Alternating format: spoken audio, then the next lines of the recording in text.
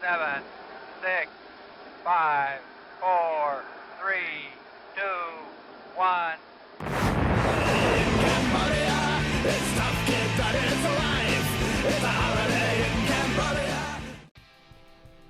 I knew I'd be getting back to this. It's easy to come up with these lists. The only thing it takes is time. After sifting through hours of debates and flatty presentations, I finally got another list of 8 words that flat earthers use completely wrong. Number 1. Pressurized. A common flatty argument is that a vacuum cannot coexist next to a pressurized system without a barrier. The laws of physics state that, in a vacuum, all gases will spread out equally and rapidly to fill the void, so the vacuum of space should be sucking away the Earth's atmosphere, or so they think. Aside from the fact that vacuums don't suck, the Earth's atmosphere isn't pressurized the way they think it is. They're imagining an environment like a balloon, or the ISS, even though they don't believe in that. On that small of a scale, you can't really perceive the pressure gradient created by Earth's atmosphere. This is what creates the barrier between us and the vacuum. As you get higher and higher on Earth, there is less overlaying atmospheric mass, causing the pressure to decrease. To explain my problem with flat earthers calling the Earth a pressurized system, I'll ask them a question. It is a fact that the air is thinner the higher you go. At what altitude does this arbitrarily stop, and why? I'm going to cover this topic more in another Everything Points to the Globe video later. Number 2. Down. I am so absolutely exhausted with NASA's Facebook comments. The flatties there are completely out of control, going ree like triggered monkeys every time they post an image from the ISS.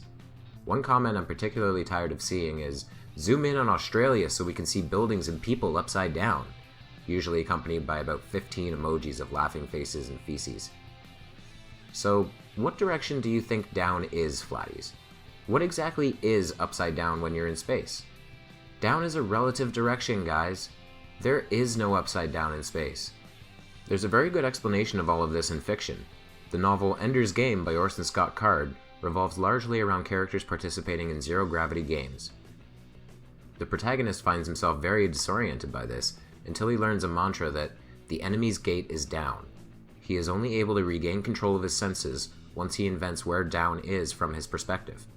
I'm not going to go into any more detail, since I already did a whole video on this, see Everything Points to the Globe number 2, but it's pretty clear to me that basic orientation is just beyond a flat earther's comprehension. Number 3. Cognitive dissonance. This was a big one for my old debate opponent, Maximus Vagnamius. I think he believed it made him sound smarter. It didn't. Cognitive dissonance describes an uncomfortable feeling brought about by holding two conflicting views simultaneously. Here's a wonderful example of this phenomenon from the British panel show QI. Cognitive dissonance is exactly right. I think you'll find your way. Take the audience and the ladies and gentlemen home through cognitive dissonance. Never mind them. Take me through cognitive dissonance. No, but it's exactly what you described. It's the ability to hold two opposing opinions at the same time. They seem to contradict each other, but actually yet humans can do that. Yeah. Here's cognitive dissonance. Here I am on QI, like you see on the television, sitting by there. It's quite nice. Everyone seems nice. I'm having a nice time. Yeah. And yet, we've had the question, what did Hitler get right? Which is exactly what my grandmother told me would happen if I went on television. The reason flatties use this word incorrectly is because they apply it to people who are not experiencing it. I, for instance, do not experience cognitive dissonance because my views are consistent. My absolute is the scientific method, and by its very nature, the scientific method is not contradictory. I once described science as a self-correcting prophecy, and I'm sticking by that. It's like the reverse of that Dalai Lama quote. If science proves some belief of Buddhism wrong, then Buddhism will have to change. One thing that I do wrestle with, but isn't quite cognitive dissonance, is NASA. Now, don't read too far into this, but I am open to the notion that a government might use shady, manipulative, or outright false tactics for some kind of ulterior motive. Don't worry, I'm not going full tinfoil hat here. I'm just saying that I understand the paranoia. That being said, if any conspiracies are true, an agency like NASA would surely have to be in on it. However, I still don't consider this cognitive dissonance, because all I really care about is whether or not they're lying about space, and I know for a fact that they're not. Number 4. Shill. No, I think cash would really be better. Yeah, black briefcase. Okay. Under the door every Friday? Perfect, yeah.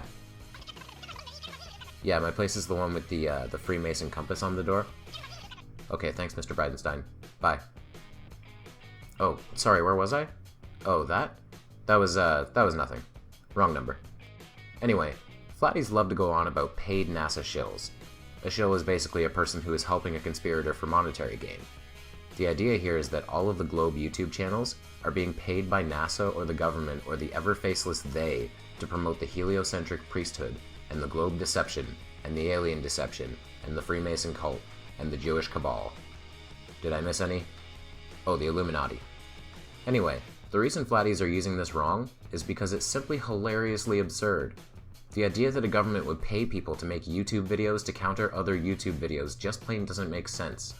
I've said before that obviously you guys don't trust Google, so why on earth would the faceless they create shill channels instead of just black bagging all of you?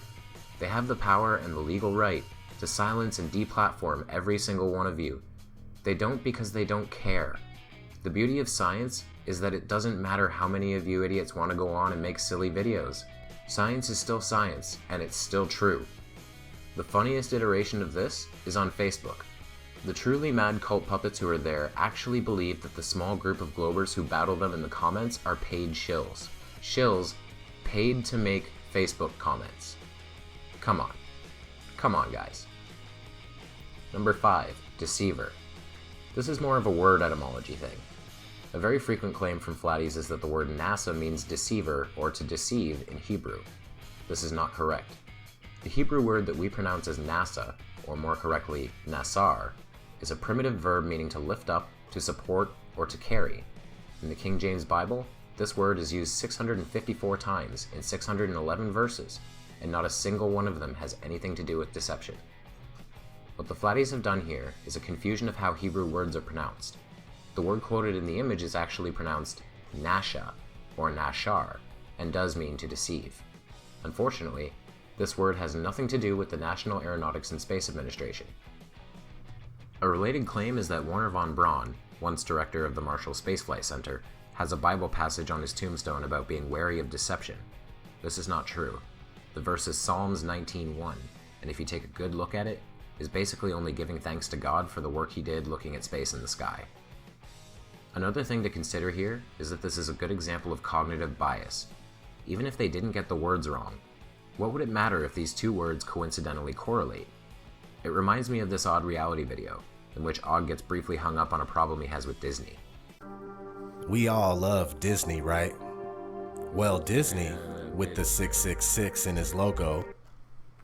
If you cherry pick what you want to see, like, what? With the 666 in its logo?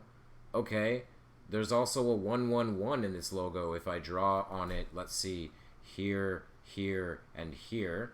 What does that mean? Like, you're seeing what you want to see, you f***ing nut job. Has a special club at Disneyland called Club 33. And if that wasn't enough, Walt Disney helped found NASA along with Wernher von Braun, L. Ron Hubbard, and Jack Parsons.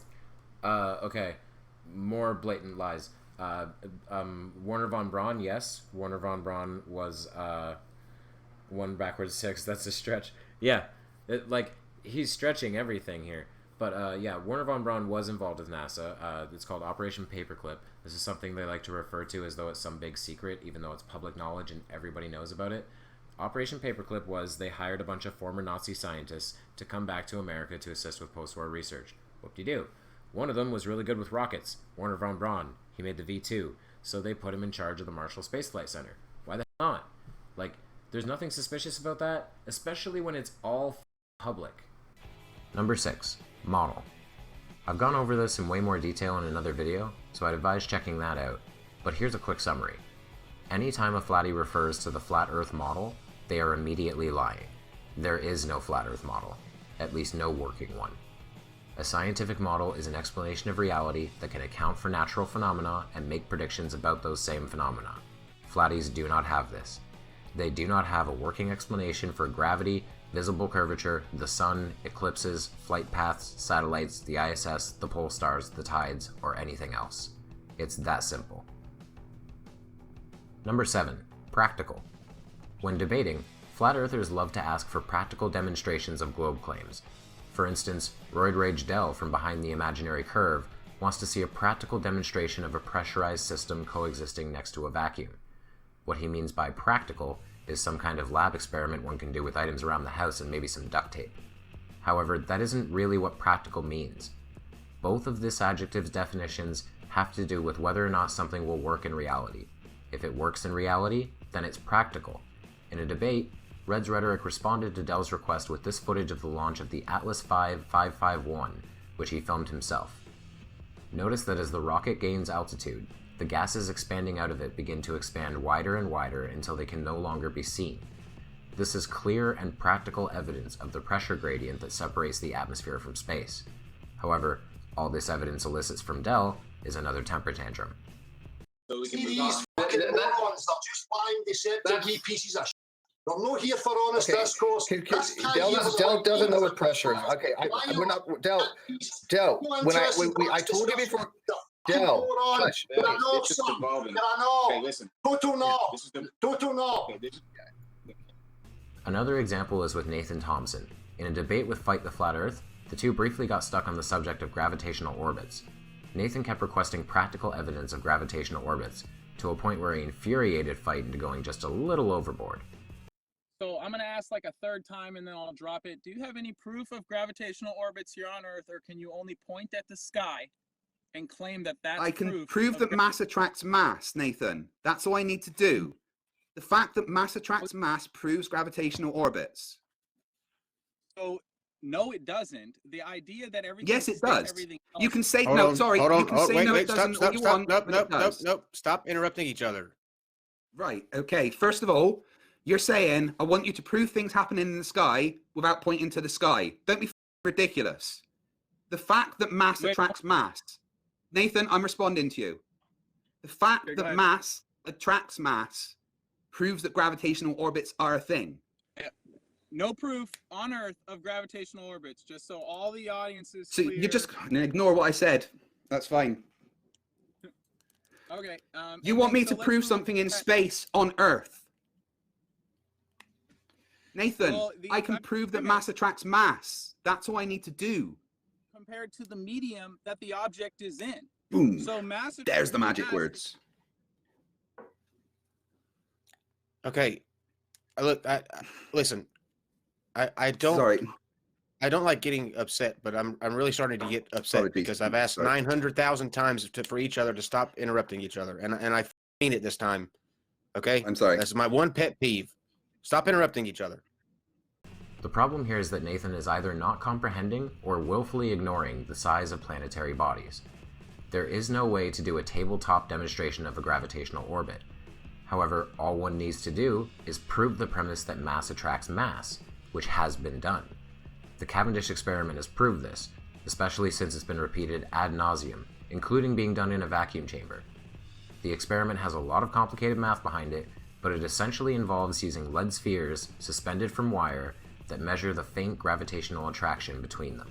Flatties deny this experiment for absolutely no good reason, except that it completely and categorically proves gravity. If you can prove gravity, you can prove the shape of the Earth. If you can prove the shape of the Earth, you can prove gravitational orbits. You lose, Nathan. And finally, number 8, theory. Gravity is just a theory. Evolution is just a theory. This nonsense really, really, really needs to stop. This comes from a fundamental misunderstanding of what the word theory means in the scientific sense. A scientific theory is an explanation of the natural world that can and already has been repeatedly tested and confirmed to comport with reality. It is in accordance with the scientific method and uses accepted protocols of observation, measurement, and evaluation. An established scientific theory has withstood rigorous scrutiny from the scientific community, which is not at all known to be forgiving. I've said it before and I'll say it again. Scientists don't care about your feelings. What's true is true regardless of your subjective worldview. What Flatties have done is conflate the word theory in the scientific sense with its use in the broad sense. Even in the broad sense, a theory is a rational type of thinking, and the results of such thinking. Its root word, the Greek theora, means a looking at or a viewing. It's a method, not so much an idea. Regardless of how they mean it, flat earthers never ever use the word theory correctly. What we need to do when engaging in pursuits of science and logic is keep a strict compass when it comes to the words we use. Our language is a tool through which to spread ideas, and if we misuse our language, we end up misusing our ideas as well.